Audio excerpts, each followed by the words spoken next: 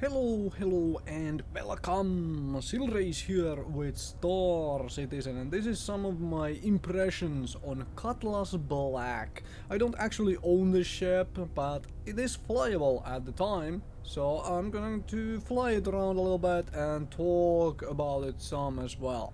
So this is one more ship in the militia patrol class ships essentially. So it is supposed to be very easy to get this thing going, as in it shouldn't be hard to maintain this ship. This is some of the background lore for it. Anyways, it does carry a whole lot of guns and it has max crew of 3, which is kind of nice. I quite like, and as you can see there is a whole lot of things it can fire already. This is just with one person manning the ship and crewing the ship. Let's first take a look at some of that interior cockpit design here. So, as you can see, this is kind of open cockpit, and there is not a whole lot of paneling which is in the way when you are looking at the space, and that is very nice. Like, there is no massive bulkheads which actually obscure your view and where you can lose enemy ships behind those. Very nice, and also just enough viewing room essentially to actually like really see the space around you if you wanna take a laser cruise instead of actually, like, you know, trying to hunt some pirates or what have you.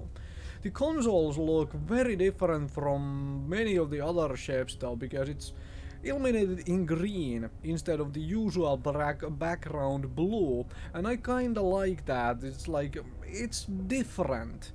Although this thing does get a little bit in the way, as you can see, it is kind of in middle of the whole damn thing instead of being a bit lower, so something to take into account is that you'll have this particular thing kind of in middle of your, well, flying view.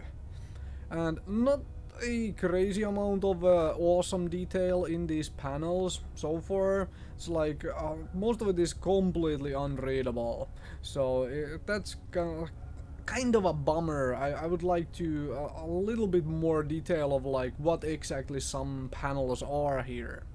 So yeah, other than that, the cockpit is pretty sleek looking. There is no like open compartments, none of that, like there's no cabling showing. This looks like it has been actually well maintained, and that is something to be quite happy about, right?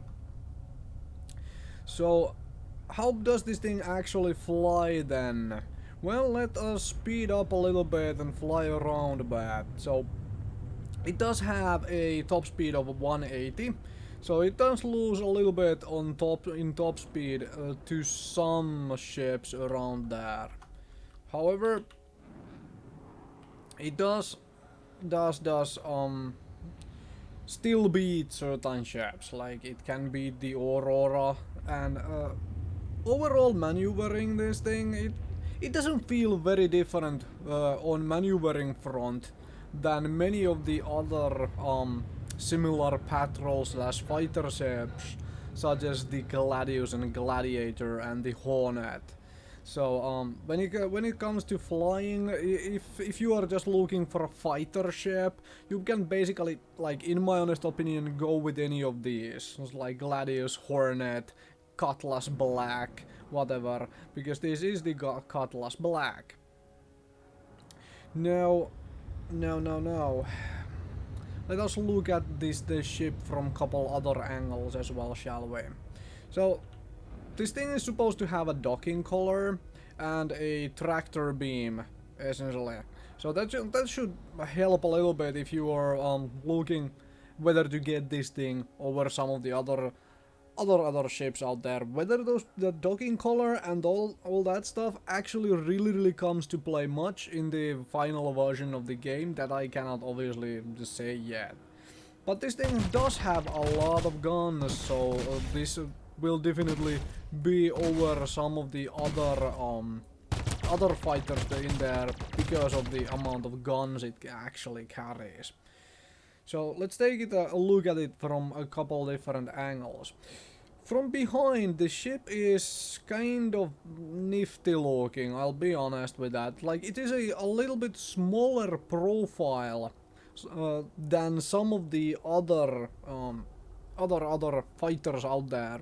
Like, it is wide, yes, but it is not very, well, large overall. So, and the twin engines being on the very opposite ends of the wings is kind of nice, and you can really see that entrance ramp for the rear section there, like the door at the very back of the ship. From a front angle, there you can see the turret in full swing from this angle. And the turret location and how it functions and how it looks is really nice. It's like you have the turret back from the actual cockpit, so you could do a whole lot more things with that turret. So there is that. Very nice. And also the those engines there, you can see the thrusters. It's very nicely done from the front. Really like that.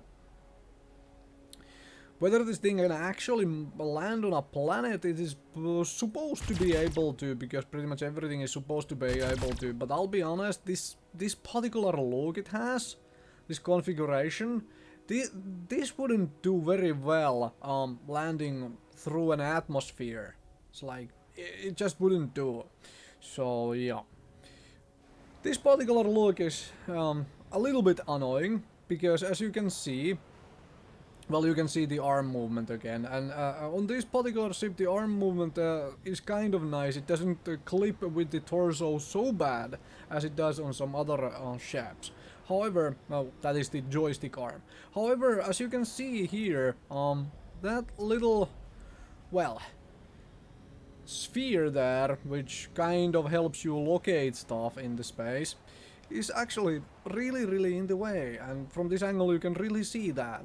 Comparing to many of the other ships, it is very much in the way, as you can see. So, is this something you should consider as a ship? Well, if you need a fighter, then definitely. If you need a fighter slash patrol ship, then you can definitely go for this, but you do have other choices out there, and if you plan to fly alone, then some of the other choices might be better than this one, because this does have a max crew of 3. So there is that to consider. But this definitely looks very different from all the other fighters, so that is also something to consider. Whether that is worth your time and money, your call to make. Hopefully you enjoyed this video, and hopefully it helped you make the decision whether to get Cutlass Black or not. Thank you very much for watching.